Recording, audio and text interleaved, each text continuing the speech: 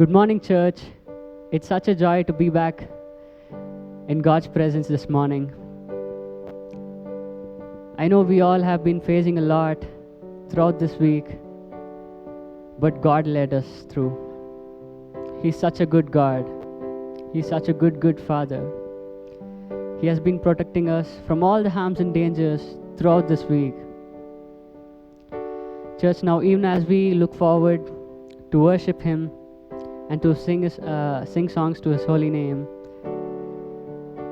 let's just take this time to surrender ourselves to Him. Let's pray. Jesus, we thank You for Your name. We thank You for bringing us together through this online platform, Lord. God, as Your word says, where two or more are gathered, there You will be in our midst. So now, God, we have gathered together virtually through this online platform to worship You. God, we believe that You would accept our worship. And God, we believe that You are in our midst. God, we are so glad that we are Your chosen people. You're such a loving God. Lord, You're a God who loves His people. Lord, You leave no one behind. You're the Holy of Holies. You're an amazing Father. You're the greatest of all. Lord, I pray that we would be reminded again of what You did for us in that cross. You're such a loving God. Your love never fails. Lord, You died for us in that cross. Lord, we take this time to confess all of our sins. God, I pray that this morning You would renew our hearts and You would cleanse us from within. God, make us new. Lord, I thank You. We thank You for all that You've done throughout this week, Lord. God, we thank You for Your love. We thank You for Your mercy. We thank You for Your faithfulness. We thank You for cleansing us and renewing our hearts once again this morning. God, now we surrender ourselves to You completely, Lord. Take control over us. God, now we give our hearts, our lives, and our every circumstances into Your hands. God, I simply ask that You would have Your way in our lives and help us be like You, Father. God, even as we look forward to worship You this morning, Lord, I pray that You would enable Your Holy Spirit to surround us from the beginning till the end. In Jesus' mighty name, Amen. Amen. Amen. Let's sing the song, Praise is Rising, Hosanna.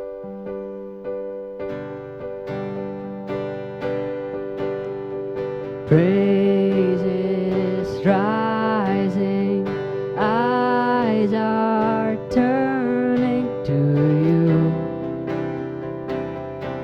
We turn to You. Hope is stirring, hearts are yearning for You. We long for You, 'cause when we see You, we find strength to face the day. In Your presence, all our fears are washed away. Washed away. Hosanna, Hosanna. You are the God who saves us, worthy of all our praises. Hosanna, Hosanna. Come have Your way among us. We welcome You here, Lord Jesus.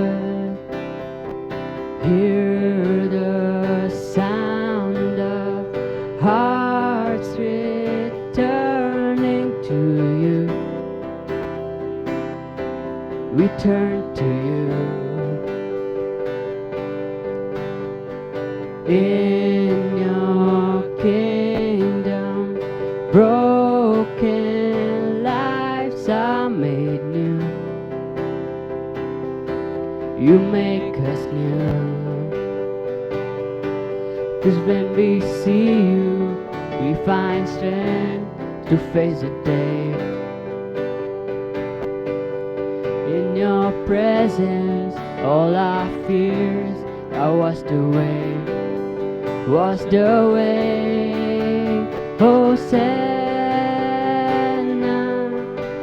Hosanna.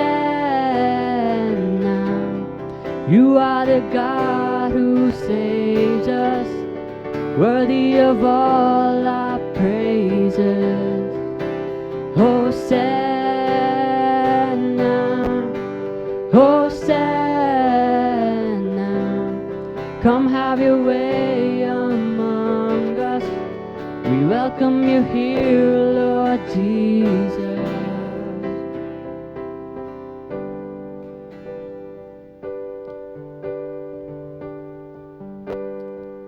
We welcome you here, Lord. Come have your way among us.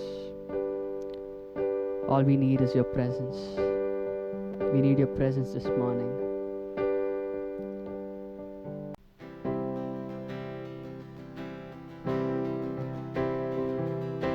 Grace that flows like a river, washing over me. Fount of heaven, love of Christ, overflow in me. Thank you, Jesus. You set me free. Christ my Savior, you rescued me. Take this life delivered, a vessel of your love. Holy now devoted to see your kingdom come. Thank you, Jesus. Set me free. Christ my Savior, you rescued me. Thank you, Jesus. Set me free. Christ my Savior, rescued me.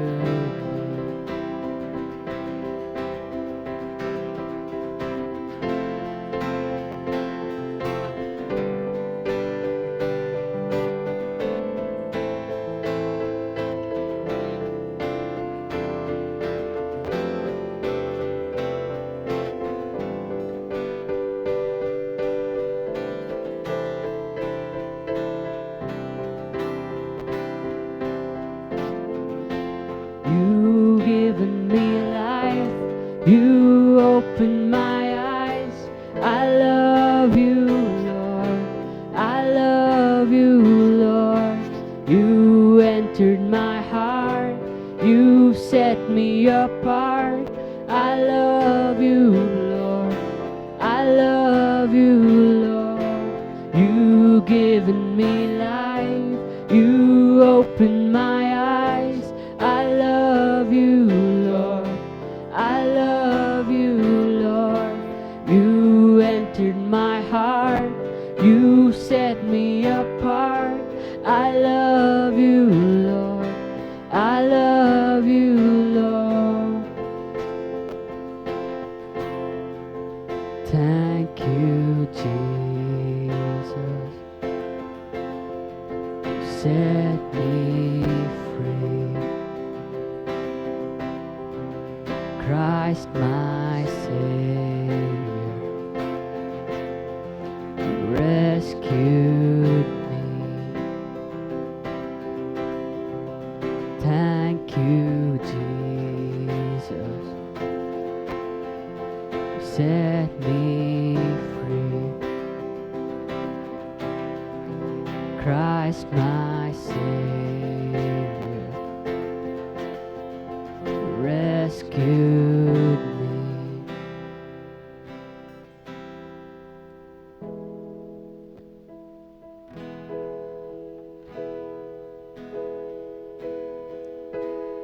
This is my desire,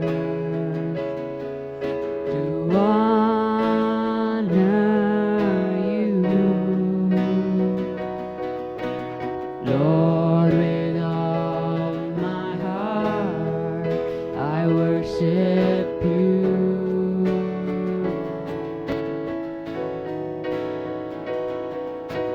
All I have within me, I give you praise. All that I adore is in you.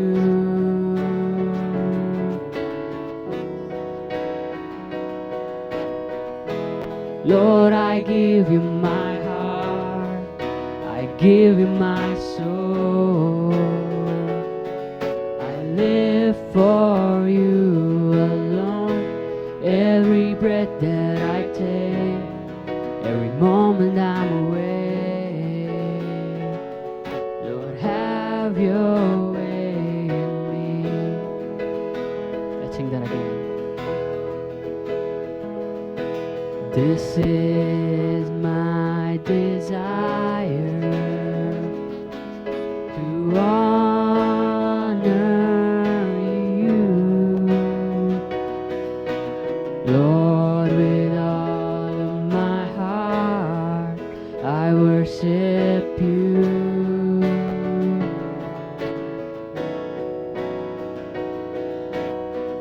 All I have within me, I give you praise. All that I adore is in you.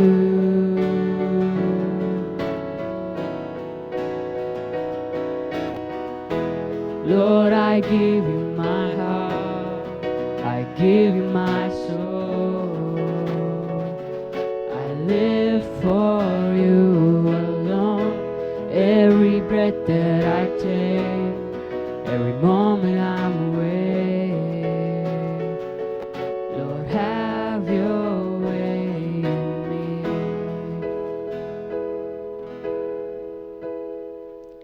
Lord, have your way in us. We want you, Lord. We are in desperate need of your presence. Touch us, Lord.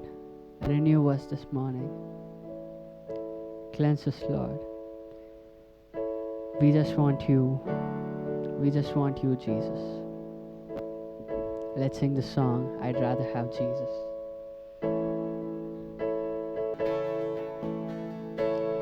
I'd rather have Jesus than silver or gold.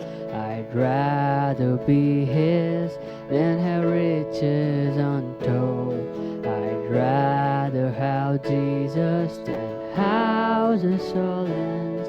I'd rather be led by his nail-pierced hands than to be the king of a vast domain and be held in sin's dread sway. I'd rather have Jesus than anything this world affords today. I'd rather have Jesus than worldly applause. I'd rather be faithful to his dear cause. I'd rather rather have Jesus than worldwide fame. Yes, I'd rather be true to His holy name than to be the king of a vast domain and be held in sin's dread sway. I'd rather have Jesus than anything this world affords today. He's fairer than lilies of rarest bloom. He's sweeter than honey from out the comb. He's all that my hungering spirit needs. I'd rather have Jesus and let Him lead than to be the king of a vast domain and be held in sin's dread sway.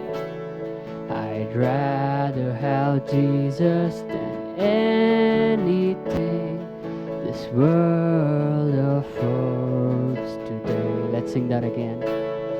I'd rather have Jesus than anything this world affords today.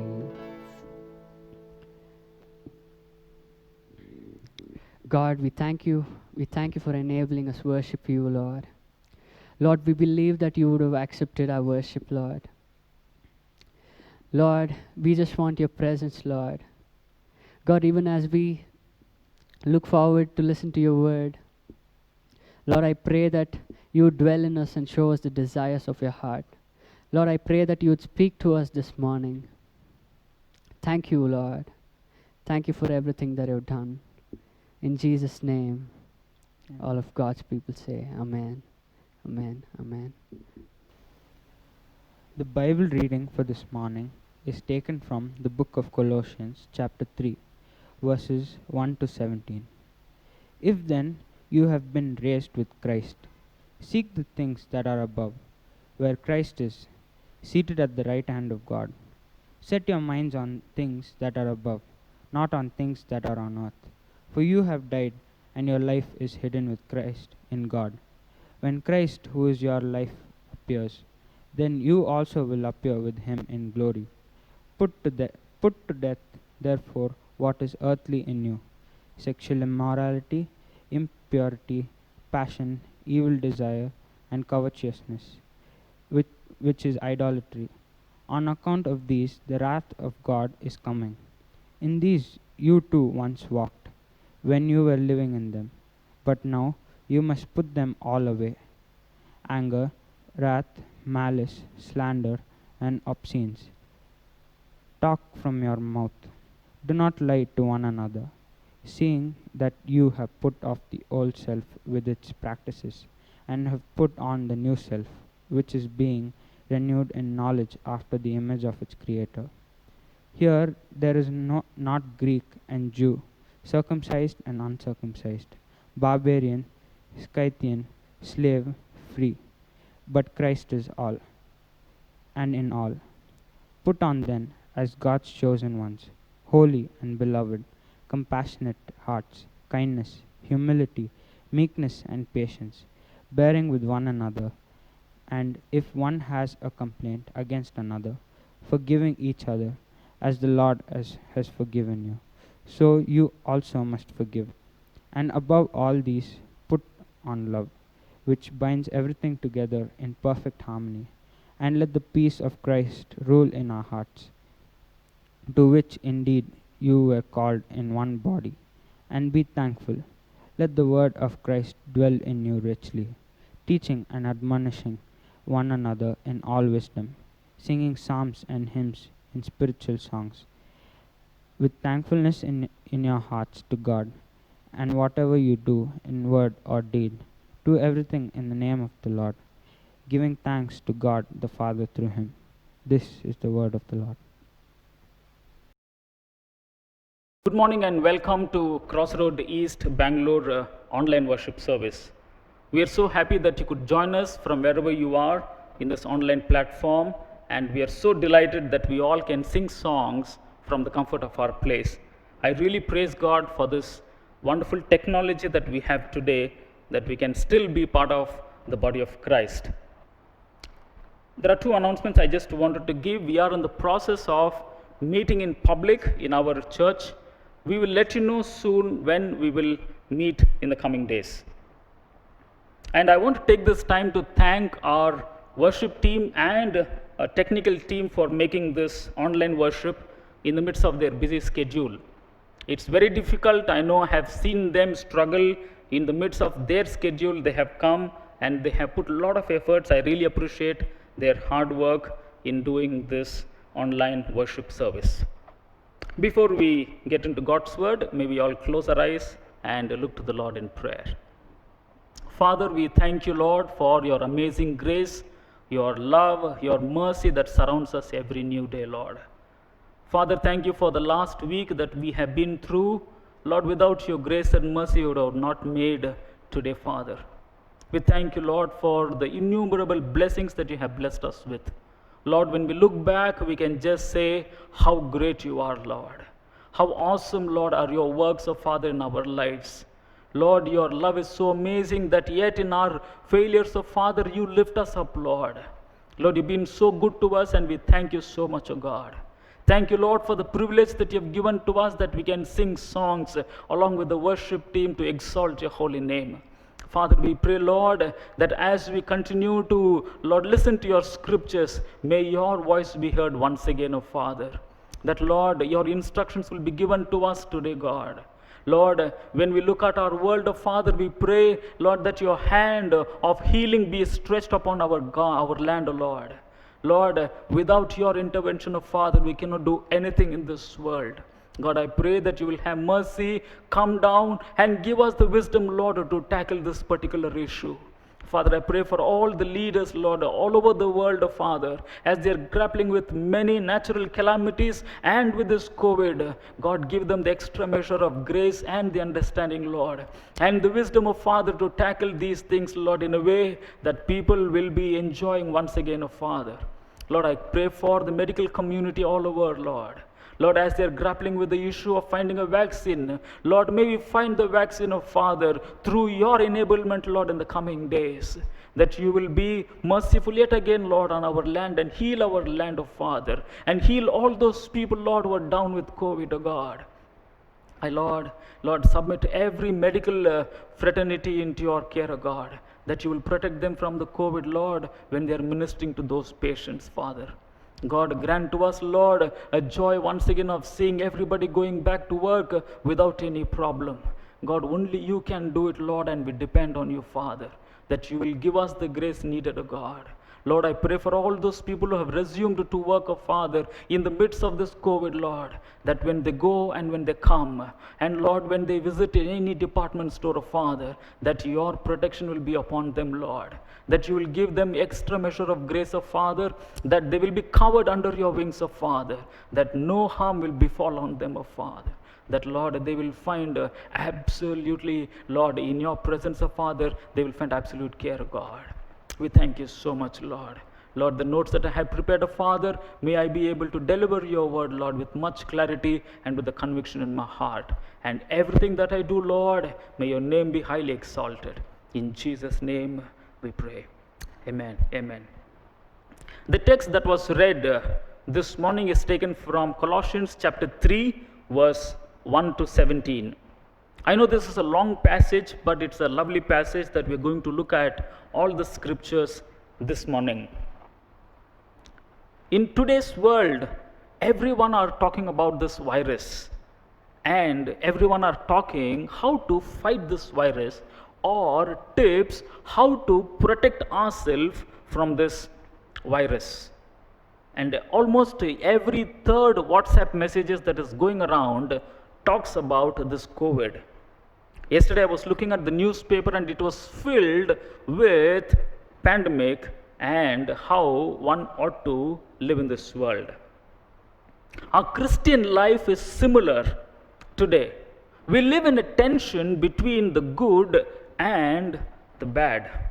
between holy living and the sinful desires that torment us day in and day out. All our fight is regarding this. Am I doing good? Or will I be able to resist those temptations that come this morning or that come this week? We all have this fight with the sin and its temptation. And I would say it is normal as a Christian life that we are having this fight with the evil one. And if you are fighting, if you are struggling with a constant battle that happens in your heart and that happens in your mind, whether I'm doing the things that please God or not, or the battle between the temptation that comes in your mind, think that you're not alone. Every Christian, I believe, goes through this struggle, and it's a everyday struggle, and I would say it is a every time struggle.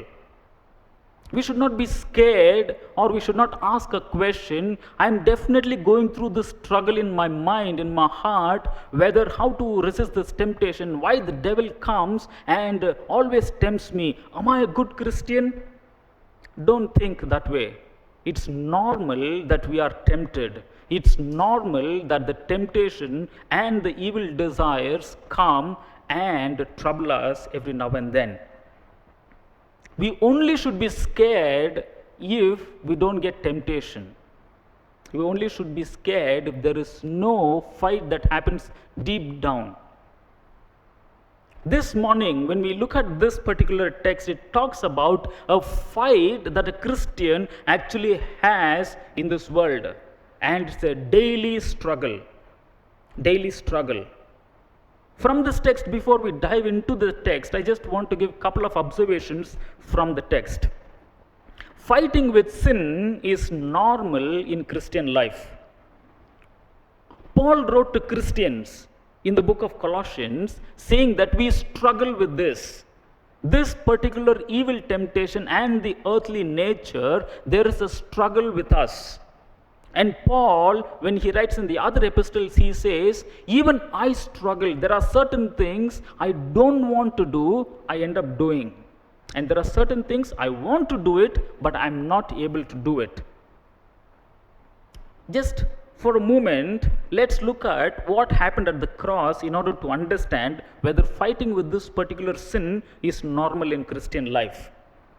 What happened at the cross, we need to understand so that we will be comforted saying that, hey, this struggle is not my own or an individual struggle. Everybody are struggling with this. Let me take us to the cross. What happened in the cross? When Jesus was crucified, when Jesus died on the cross, the penalty of sin was taken away. The penalty of sin is nothing but death. Jesus took the death, the penalty from all those people who believed in Jesus Christ. In other words, if you believe in Jesus Christ, the penalty of death is taken for you. And for all Christians, the good news is that Jesus has already taken the penalty of sin, that is death. Now, the second aspect, the power of sin. Now, Jesus, in the cross when he was hanging, he did not take the power of sin. Instead, he said, let the power of sin be there, but I will empower my people to overcome this particular sin. Power of sin was not taken out. The power of sin was not taken. Even today, the power of sin is in the world. Sin has its power. Jesus did not take it out. It is still active. And it is the ongoing work of the Holy Spirit that helps us in the sanctification process, helps us in terms of overcoming the sin. Sin has power, temptations has power. And if we are not mindful, the power of sin overtakes us. The third thing Jesus did not do on the cross is he did not remove the presence of sin from this world or from the lives of believers. The presence of sin is still in us. The presence of sin will be taken out the day we enter into heaven. That is when we will get a resurrected body. Why do I say this? The presence of sin, the power of sin is still here with us, and that's a struggle all Christians have. In fact, the whole world has. Moving on to the next observation, we are called to fight this battle against the sin and against the earthly nature and against the temptation. We are called to fight this battle.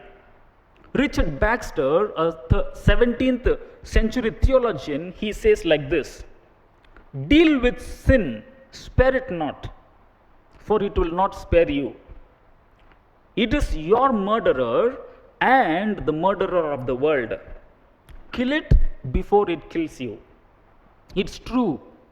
Richard Baxter, he says, we need to deal sin appropriately. We cannot be kind to sin.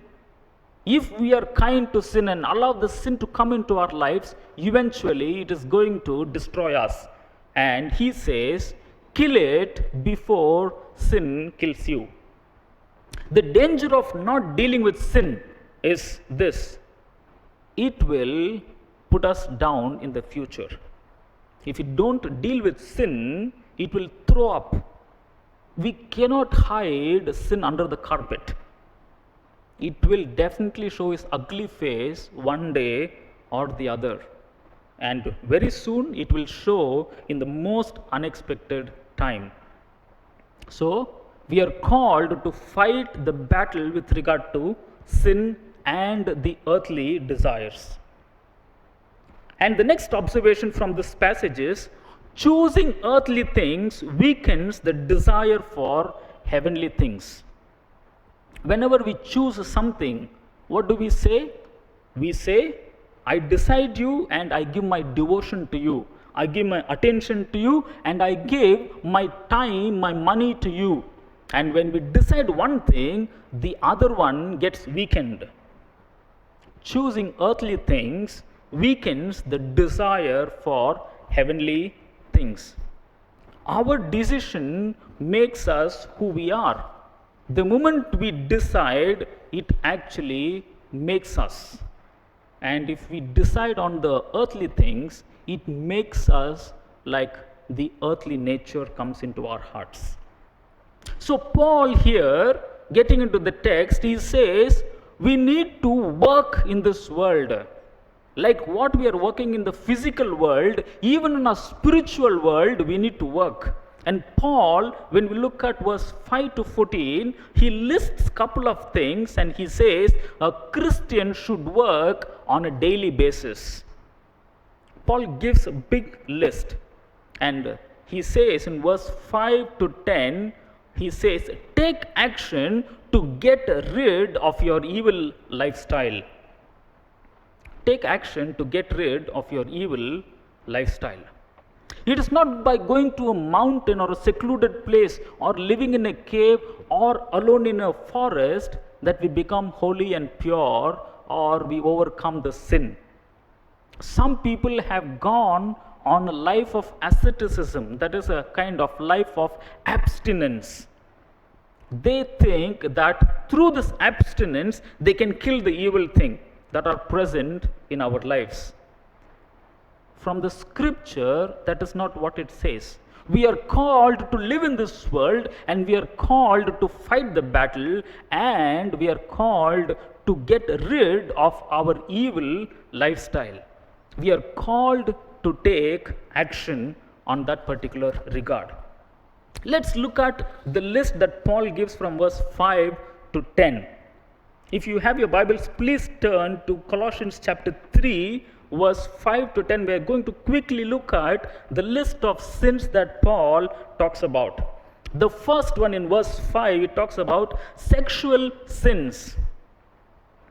He lists sexual immorality, impurity, passion, evil desire in verse 5. Christians struggle even today with this particular sin, sexual sins. When Paul wrote during those times and in the land of Colossae, there was a temple, and temple prostitution was allowed. Everybody were having a loose sexual traditions, and it was normal in Colossae. It was normal. But from the scripture point of view, Paul says what is normal in the culture, it is not normal in the scripture. Scripture defines that this is wrong. The culture may approve, but the scripture says you are a holy people, a holy nation. You're not supposed to do these particular things. Paul writes things that is against that particular culture. Look at the Western world today, and even in our world here, temple prostitution still exists. Red light areas, or the income that comes from sex and all related aspects, they earn more than the world defense projects put together. It is alarming. It is alarming. And why this particular business tops beyond the drug sale, beyond the defense project, is because the demand is so huge. Everybody are in the process of getting into this immoral life called sexual impurity. We have seen so many cases where people use mobile in getting into pornography. Pornography is sin. It is immoral. It creates evil desires in us. And that's huge business, and the world does not want to talk about it. But Paul would say that is wrong. That is wrong. Proverbs chapter 7, a father, a good father, he is instructing his child, saying that, my son, do not go behind that woman. Do not go behind that sexually immoral lady. It will lead you to Hades. It is hell. He would say, my son, you are playing with fire. This particular sexual sin separates us from God, and in verse 5 it says, the wrath of God is coming. And Paul is instructing, you are supposed to get rid of this particular lifestyle. Let's look at verse 6. It says, first we saw sexual sins. Here it says financial or money related sins. Greed. Greed is nothing but accumulation of wealth. Accumulation of wealth. And Jesus very rightly he points it out. Matthew chapter 6 verse 24, Jesus says, no one can serve two masters. In Hebrew, mammon means money. And God says, you cannot serve me or money. What does Jesus mean when he said that? The sin of financial dealings is greed, destroys us completely. We put our trust. And here in verse 5, verse 6, verse 5 it says, greed is nothing but idolatry. We put our trust on money. We accumulate money and we say we are safe. Nothing can harm us today. And look at what this COVID has done. It actually opened up, saying that where is your money to save you from this particular COVID? Today, when we look at our country, 10% of the population are holding 90% of the wealth of the nation.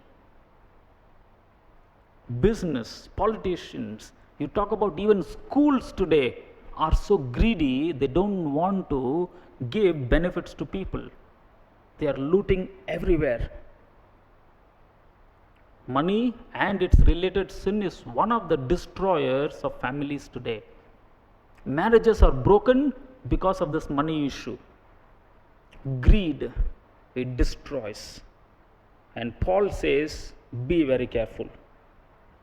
And look at verse 8. Verse 8 talks about relational sins. What are relational sins? Anger, wrath, that is temper, malice, that is mean people, Slander, people who insult others, people who tell they are not good. Slanderous people. And these are also sins. This sin or these sins spoil our community today. Our local church, our families are spoiled because of this particular sin. Anger, wrath, malice, and slander. It poisons our relationship with one another. It is like a virus that over a period of time kills a body. And if you're not careful, it will creep into us. Anybody, any group of people, this relational sins will come and it will harm us. And it will not leave us. It will destroy us. Paul says we need to be careful when it comes to these sins, including relational sins. Verse 8 and 9. Verse 8 and 9 it says, talks about our talking sins, where it comes, how we talk. He says filthy language, bad language. I worked in IT companies where usage of F's and B's are normal. Even today, many people, including Christians, they use filthy language, obscene talk, double meaning jokes, sexually connoting discussions. They will talk one thing, they will mean sexually oriented discussions. Paul says it is wrong. Filthy language, it is wrong. And verse 9, Paul says when it comes to talking, lying to one another. We love to portray to people as good people. Everyone wants to look at us as good people. And in the pursuit of that, we lie to one another. And what are we trying to say? I am great. We misrepresent facts. We want to portray an image that people will look at us and say, oh, he is a nice person. To that extent, we become a hypocrite. We lie. We lie. Today, in this world, people are filled with these kind of things. Truth, honesty, transparency is not available today. It's very, very less. And Paul says this too is an evil thing that we need to put it to death. It destroys. It destroys. After listing all the sins, Paul now says we are called to work on these aspects. The way we work in a physical world, we are called to work in our spiritual world. Look at Adam. Adam was given all the benefits in the Garden of Eden, yet he was asked to work in the garden. Nothing came free. He had to work. There is nothing called sleeping Christians today. Half-hearted Christians, they are not successful in anything. We are called to work and we are called to take action. We are called to take action. And what action? We are called to take action against these things, putting it to death. And God loves when people work hard. And God loves when people work. God looked at the first and the second worker in the parable of talents, and he said, good and faithful servant, come into my house, be happy, let's have a wonderful time. God was not happy with the person who did not work. And Paul here, he says, you have to work. You have to work in terms of fighting against this battle. Paul labored much, we all know. In missions, he labored much. And he was talking about how he would go from one place to the other in the midst of all the turmoil and the sufferings, that he would go and preach the gospel to all people. And when it comes to spiritual life, Paul would say, even I too work. I beat my body, I discipline my body, and I keep it under control.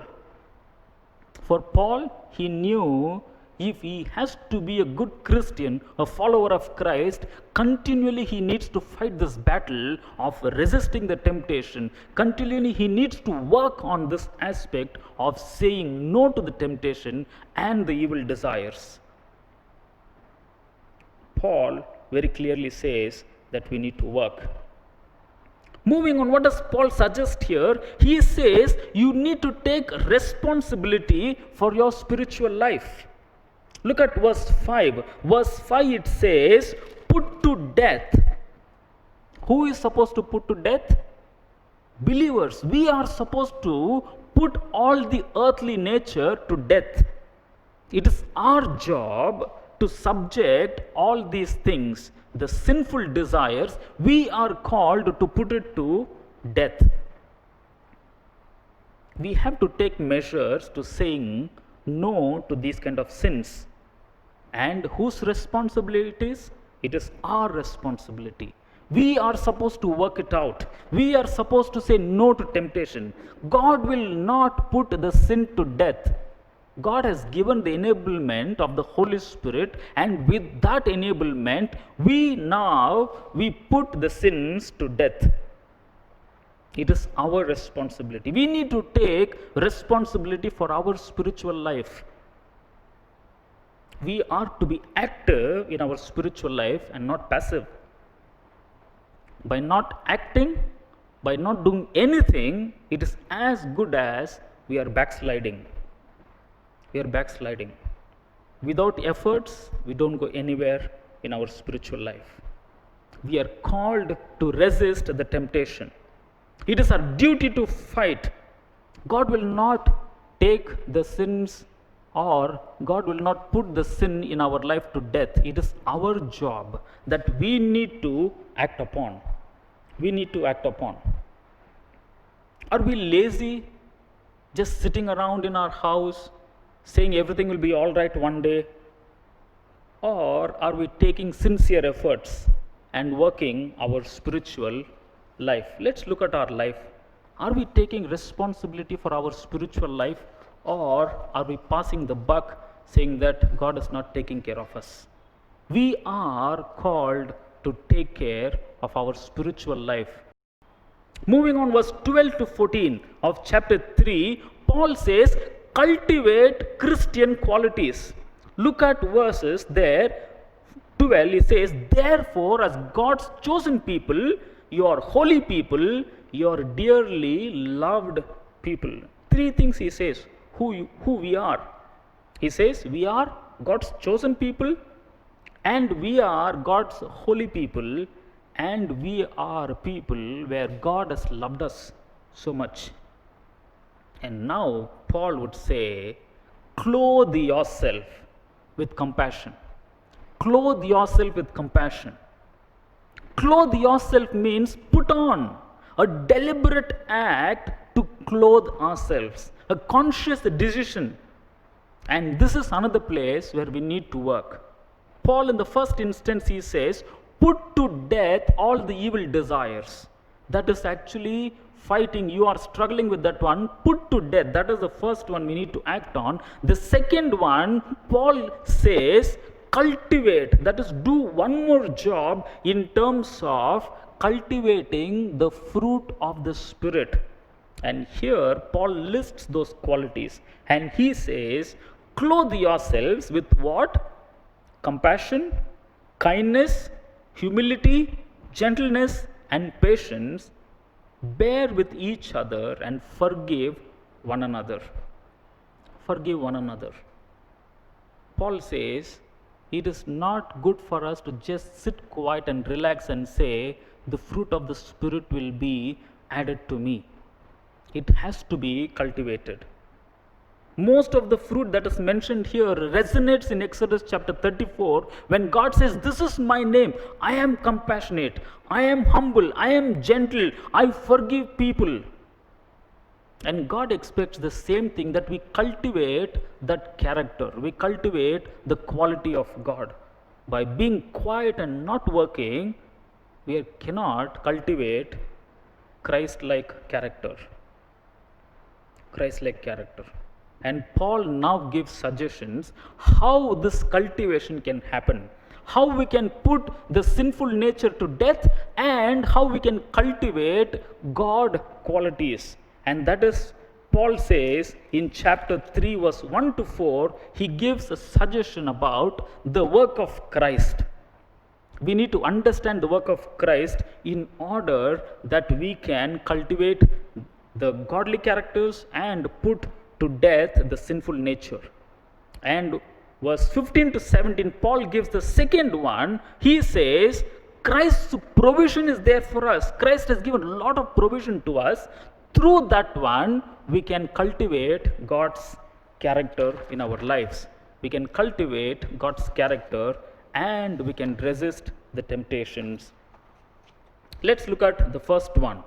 Verse 1 to 4, it says, the work of Christ in the lives of every saint. We are called, I told, to put the earthly things to death. This can happen only when we are in Christ. It doesn't happen otherwise. Let me give an example of non-Christians too can stop smoking. Non-Christians too can stop drinking. They too can stop sexual immoral behaviors. And whatever addictions you talk about, non-Christians too can stop their addictions. Through many programs and meditations, they can do it. But only a Christian can put all these earthly things to death. They avoid, but we kill it. Paul says, these people are avoiding. These people, through meditation, they try not to do it. But for us, Paul encourages, saying that you have to kill it, you have to put these things to death, because that is exactly what Christ did on the cross, and Christ has given the enablement that we can actually kill sin in our lives. For that, Paul says, look at Christ, what he did. Look at our chief cornerstone, the model, our Lord Jesus Christ. In verse 4 it says, Christ becomes our life. Christ is our life. And he mentions three things there. We have been crucified with Christ. How do we overcome sin? We need to overcome sin by first we being crucified with Christ. When I accepted Christ into my life, old Jerome died. And the new Jerome doesn't do what the old Jerome was doing. There is a transformation that has happened. A new creature is come. Whoever is in Christ is a newborn, a kind of born again experience where I have been crucified with Christ. I no longer do what I used to do earlier. Now, with the help of God, with the help of Jesus Christ, our Lord, I do certain things that glorify the Father. Many Christians come to church. They know the gospel, but they are not in Christ when it comes to evil desires. They are not in Christ in fighting the spiritual battle. They think they can handle the spiritual battle without Christ. It says very clearly, without Christ, we cannot do anything. Only in Christ we can overcome this life.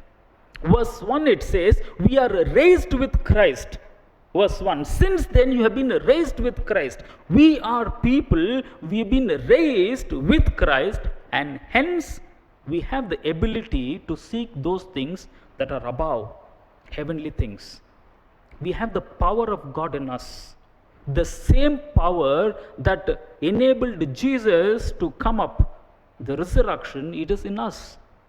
The same power that raised Jesus from the dead. And through that power, we have the ability to put sin to death, and we have the ability to go on and nurture the fruit of the Spirit and grow in it. And it's a deliberate act that I work on these things.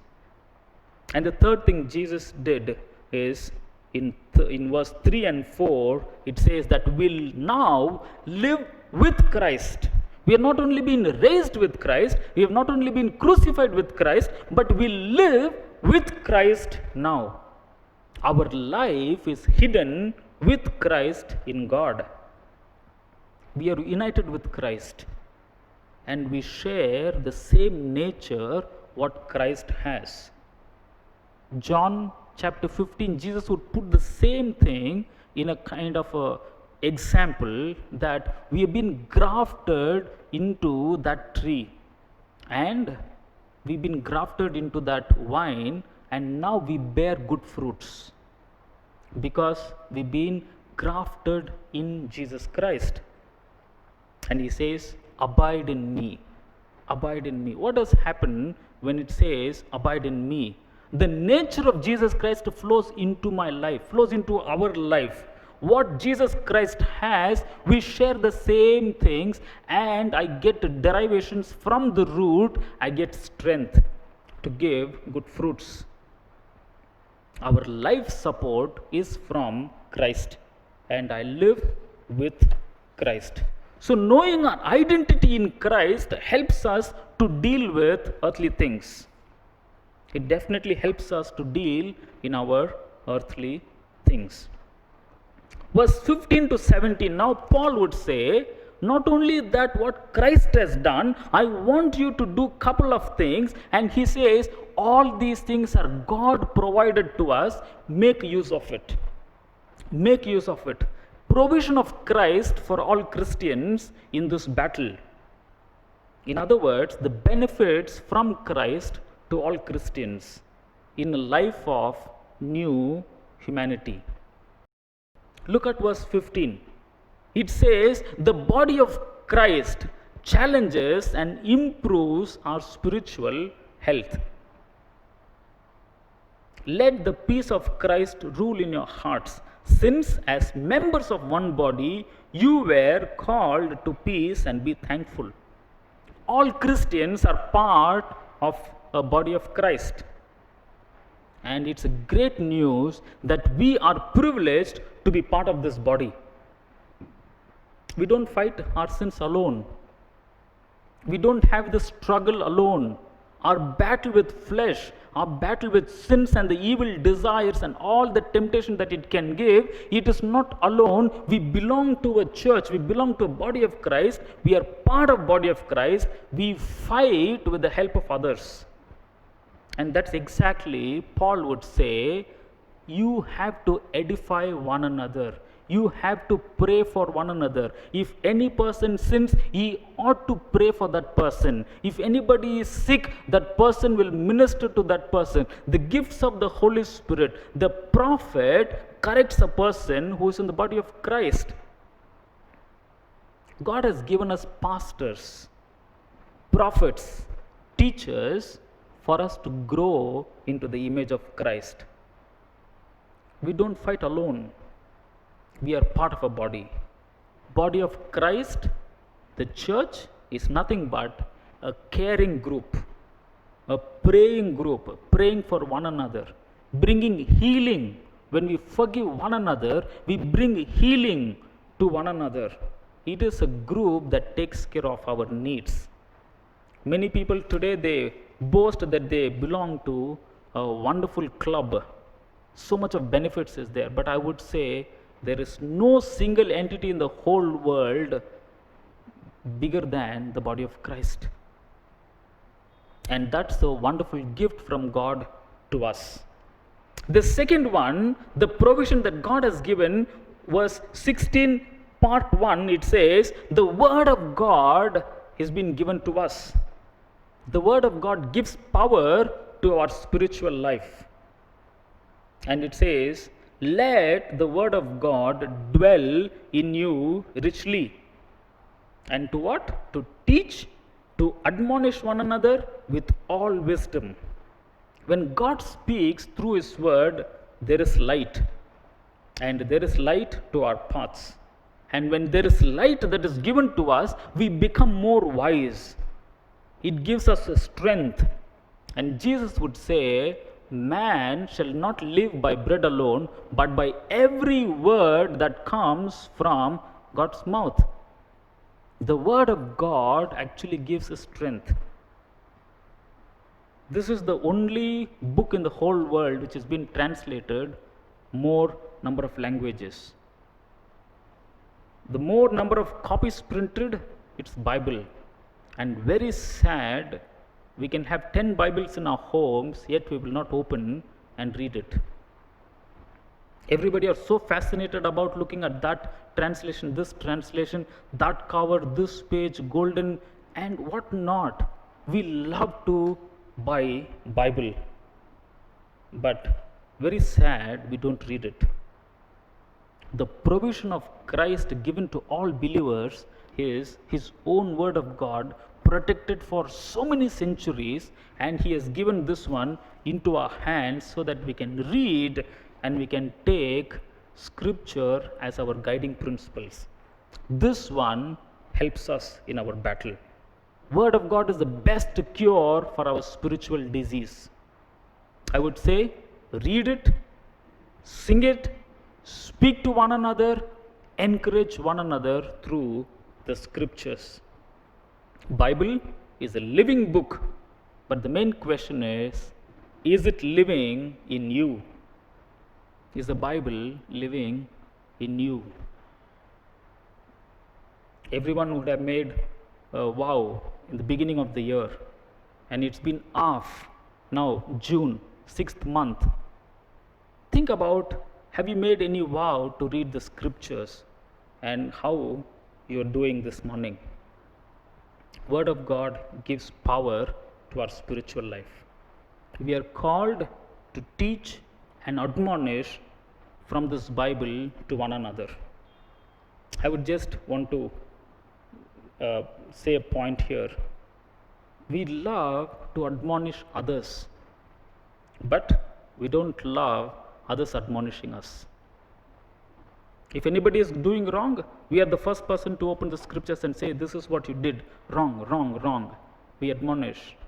But if we do the same thing, if somebody else admonishes us, are we open enough to accept it?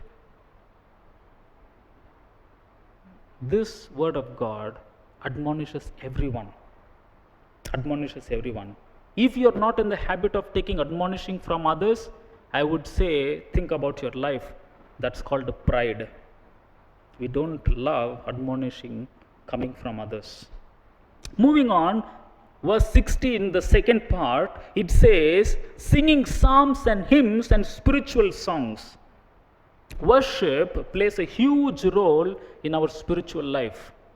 How can we become more stronger in developing godly characters, at the same time nailing all the earthly desires or putting the evil desires to death?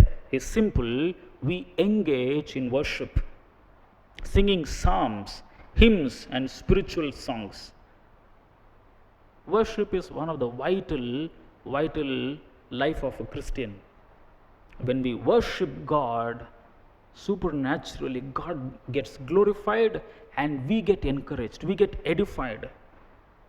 I used to do this whenever I'm depressed. I used to just go alone and I used to just sing songs. Those songs that are so rich in God's love, God's comfort, and God's power. I used to sing those songs and I used to derive a lot of strength in worshiping God. We sing songs today, but do we worship God? Do we really think about God in our worship? Worship helps us. And Paul would say, please sing songs, hymns, spiritual songs. That really helps us. And the last one I want to say is, work alongside Holy Spirit to overcome these sins and to cultivate fruit of the Spirit. Last week I mentioned how powerful the Holy Spirit is in us doing the work of God in our hearts. Holy Spirit is a gift of God and is the power of God that works in our lives. With the help of the Holy Spirit, it becomes easy to say no to temptation.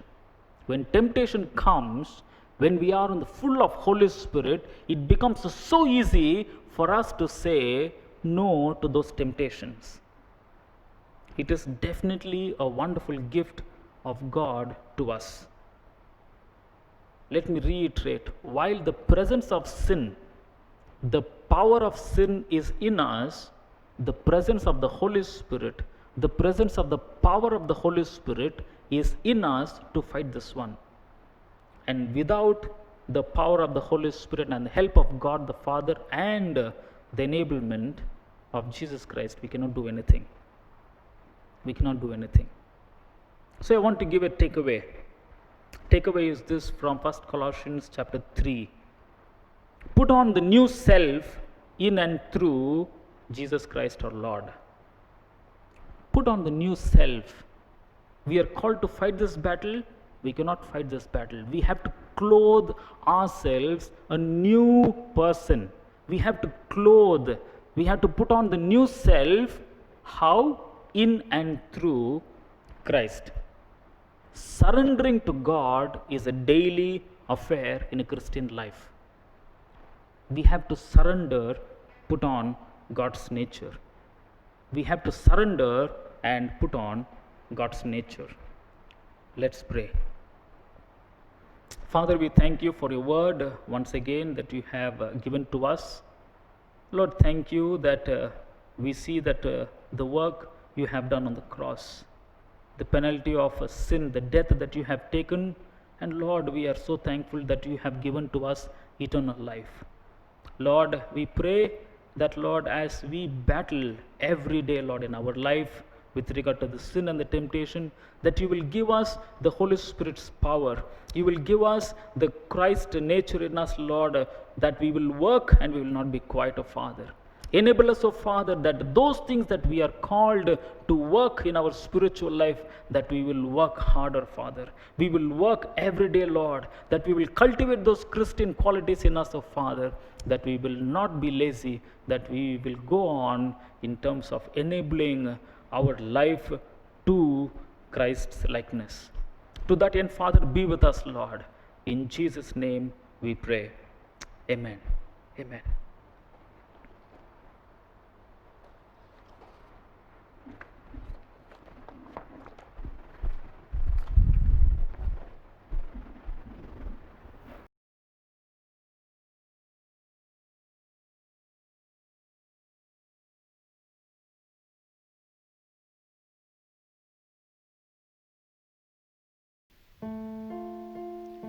Church, even as we sing the song in response to the sermon we just heard now, let's take this time to give to the Lord through the Google Pay number displayed below.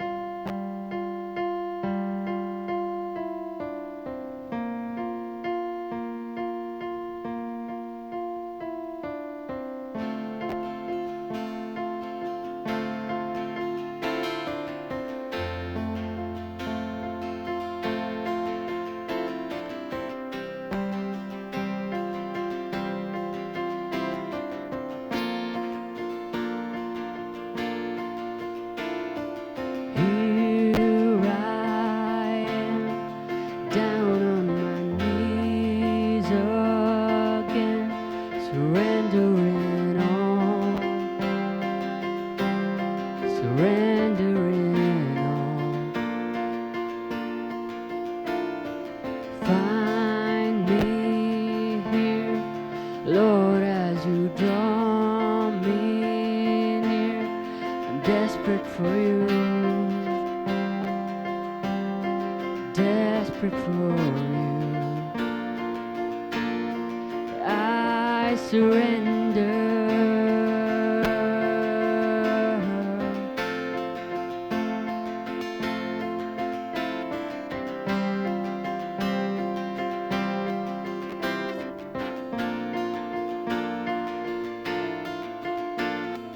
Drench my soul, 'cause mercy and grace unfold. I hunger and thirst, I hunger and thirst. With arms stretched wide, I know you hear my cry. Speak to me now, speak to me now. I surrender. I surrender. I want to know you more. I want to know you more. I surrender. I surrender. I want to know you more. I want to know you more.